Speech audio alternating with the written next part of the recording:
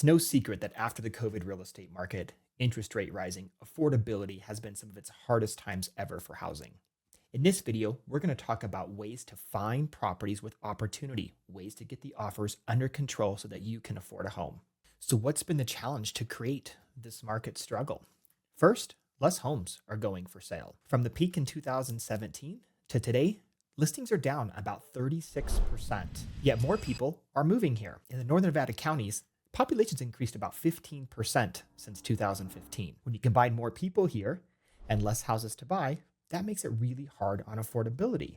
So even though we're seeing a market with interest rates far larger than they were in the COVID market, it still allows prices to stay strong because demand is so high. So when you're struggling on getting the right house at the right price, how do you overcome that?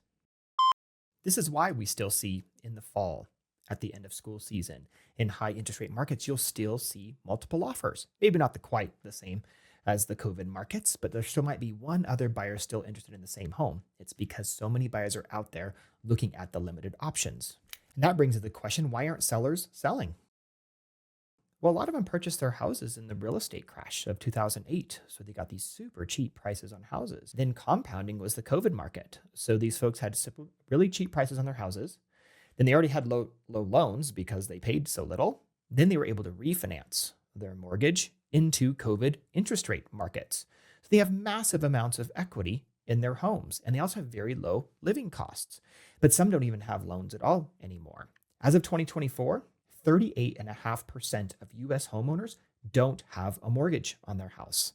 49% of US homeowners have over 50% equity in their homes. So that's what you hear about in the news called golden handcuffs. It's this. They have such great situations in their current houses that they're not motivated to sell. And if they have to sell to buy, a lot of times that buy is even more expensive than what they're in right now. We hear this a lot with folks that need to downsize. It's more expensive right now to buy a smaller home than just to stay in the bigger home that they live in. Now, eventually, this is all going to come to light because health reasons, things like that, they can no longer wait for financial changes. Health changes, life changes, supersede that. And that's why you're seeing movement in the marketplace in the first place. But those reasons can give great opportunities for buyers. Let's talk about how to find some of these opportunities in the marketplace. Now, you're never not going to always find out a person's personal situation, nor would it be right to take advantage of that. But really, it's more about the marketing behaviors of the property itself where you can find these opportunities on homes. One of the best ways that I do it with my clients and our team does it with our clients is days on market. The longer a property sits, the better the opportunity there is for negotiation. Now, it doesn't mean there's not going to be a new house that's a great opportunity, but a lot of times sellers don't have quite the negotiating range that they do as it sits. As other buyers look at it, consider it, and move on to other homes. Now, you're always going to get that hard seller, and half the reason they're selling is because they're unrealistic in the market. But that's not all of them. A lot of sellers just have a longer marketing strategy. Maybe they overshot the marketing price. The buying market looked at it, considered it, moved on, and that's an opportunity for you. So here's a couple tricks that I do with my buyers. First, I set them up on information about the newest, latest listings that hit the market, because just because it's not sitting doesn't mean it's a great fit for my buyers. But if they're looking for opportunities in the market, one of the best ways is sorting by the opposite days on market. So I'll set up a special search for them that sorts it by the longest properties that are sitting. And then the first ones that they see on their list are the ones that are sitting. Those can be opportunities for better offers to make the home more affordable for them. Another way I'll do this, if they want to see a home and pursue the home, then I'll go into my realtor system, look up the history of that property. And I'll look up the history report. I'll see how many times have they reduced their price.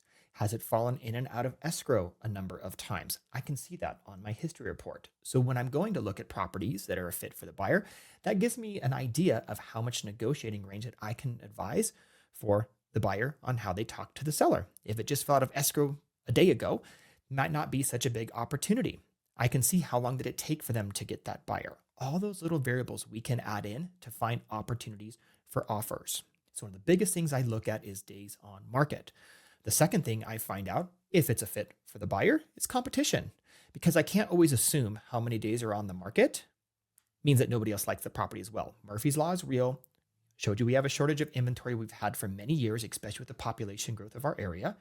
So there could be another buyer looking at it as well. So we always want to make sure there's no competition if you're looking for these opportunities. You want to be the only interested buyer. Now, remember, when you're finding these opportunities, these are the ones that not other buyers like, right? Because we're trying to look for opportunities and deals. My house had a leaking roof when I purchased my home, and the walls were a disaster, and they could not practically give the house away. Those are the ones that we find opportunities. I got one of the best prices in my neighborhood because of that. Every other buyer ran away. I ran towards it. So as long as within your wherewithal and how much you can stomach taking on projects and houses and opportunities, that's where the opportunity starts to grow. Now you have to have a reasonable seller to do that. And sometimes sellers are too disconnected with the market. I can think of a house in town here that was burnt down and they received like 15 offers and rejected them. That's an unrealistic seller because there was opportunity in that property, but the seller's too disconnected with the market demands, right? So you still have to reach an agreement with the seller. But these are great opportunities. If nobody else is interested, that's where you can step in and get a great opportunity and a more affordable offer. So now you found that home. You found that opportunity. You believe you have a reasonable seller on the other side. The home is sitting, it's had price reductions, and there's no other interest. Here's your opportunity. What kind of an offer are you going to negotiate? Well, there's a couple of different ways, and sometimes a combination of the two. The first and obvious, offer price, right? Everybody wants to get a cheap house, a cheap deal under market. That's great. But when you're talking about affordability, it gets a little more complicated than that because when we're talking about affordable, we're talking about folks with mortgages, folks with payments. So we have to think about it that way as well. It's not just always about the price. It's often about the payment. It's often about how much money you have to put in to complete the sale. All of those things come into affordability when it comes to talking about houses. It's not always about price. Because remember, financing adds more variables to if a house is affordable or not. But there is no question price is absolutely a way that you can negotiate getting the seller down on their price to a range that you can afford. Sometimes you can even look at houses that previously you weren't qualified for, but because the property is sitting, the market deems it overpriced, and you can negotiate that house down to the range that you're comfortable with your lender and get a home that you otherwise couldn't have in a more hotter market. Next, and our favorite, is asking for money from the seller to help get your loan cheaper. We call those credits or concessions. But the important part to understand is sometimes it's not always about the price. I talk about this with lenders all the time. A lot of times, a buyer will save more money in their payment if instead of negotiating the price lower, keeping the price at a certain level, but then asking the seller to give you money back in exchange for a strong offer, and then you can use that money towards your loan to get your interest rate lower, to get your payments lower. That is one of the most successful ways that we're making properties affordable for today's buyers. In other situations, you can do a combination of the two. Sometimes you can get the seller down in price, also ask them for money to help get your payment cheaper on your loan. And then it's a win-win in all avenues. There are many homes like that as well. Serious sellers need to sell. They're not selling for fun. So they work really, really hard with buyers who are interested in putting written offers together to try to find agreements, especially when their home is sitting on the market for a long time. Now, when you do this strategy on scale, you're going to find those unrealistic, unreasonable sellers who probably shouldn't be a part of this marketplace. But when you talk with enough agents and you learn more about seller situations, I've actually learned that's not most sellers. It's actually a pretty rare amount of sellers that are unrealistic and just being firm in the marketplace. In my experience, it's more serious sellers who are trying to find agreements, trying to find solutions and help buyers so that they can buy their home. How can we get creative with financing options? So we have a deal with the house. Now, I recommend always involving the lender. Like I always talk with the lender, hey, what's going to help the buyer more? Payment or price? Of course, a combination of both, but which one's more important right now? And the lender will run numbers and tell me, no, the buyers will be far more beneficial getting them down in price. No, the buyers will be far more beneficial getting them money back to help get their payments lower. Have a conversation with your lenders when you're talking to these sellers. Now let's talk about mortgage financing. This is where you really want to have a good lending partner on your side to start build strategy. Be very direct. Have your agent be direct with the lender. The goal of this is to get the payment as low as possible. What can we do? Because maybe sometimes they're going to say, instead of putting 3.5% down, I recommend using these savings towards this because it's going to make a profound effect because of a special loan program. Maybe there's a special bond that's floating around right now because sometimes states will have temporary bond programs that come and go. And there might be a moment where there is one that exists that benefits you. Sometimes there's special buy down programs. Sometimes lenders have promotions that help you save in closing costs that you can use towards other things, like maybe getting your interest rate lower. So really have a discussion about what you're looking for. Sometimes it's not always about the house. A lot of times, especially in this market, it's more about the money. So tell them, what is your payment guidelines? What do you want to spend? Those type of things. Then we can work backwards, figure out the house. What other financing tricks can you use? Right now, there's a trend going around called house hacking. It's really popular with Generation Z, which is a big growing population of home buyers right now, even more so than millennials. And they've been finding ways to think about home ownership as more of a shared ownership strategy, not just on their own. So what do? They'll buy houses together. They'll set up titles in special ways so that if something happens, the ownership doesn't just transfer right over to the next owner. It goes to that person's family. So they almost co-own a home together. One strategy that works really well, combining incomes. So you can take advantage of equity growth of home ownership, but now you're not responsible for the whole thing. What else? Having renters as a part of your strategy. Now, not all loan programs allow for renters in qualifying for homes, so you have to talk with your lender about this, but it's another version of house hacking where you are going to be the owner of the home, but is your strategy to have people rent rooms from you. That's actually even a more leverage way to gain wealth because now you get to use your renter's income. You get to live in the home. You can pay down your mortgage the way that you want and get equity growth over time through owning real estate. House hacking is a very popular way to overcome these affordability struggles that we're seeing right now, especially with the Gen Z population. Now, there's special loan programs when you don't live in the home a full 30 years. So you want to have your payments spread out over 30 years, but sometimes you can do special loan programs that put in the idea of you're not going to live there the whole time.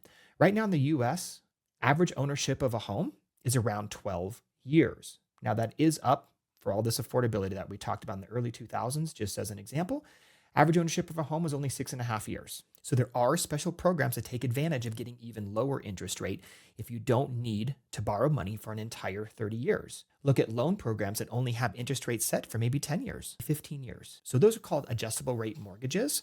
Now, there were some that were adjustable rate for like 2 and 3 years that got folks in a lot of trouble. So what we're seeing is when ARMs do make sense, that's what they're called, adjustable rate mortgages, also known as ARMs.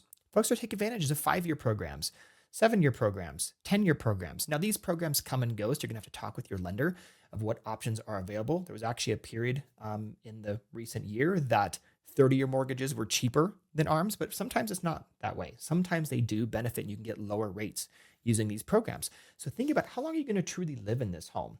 Are you going to live in it for 15 years, 10 years? Very, very few people live in their home a full 30 years. Usually they own it.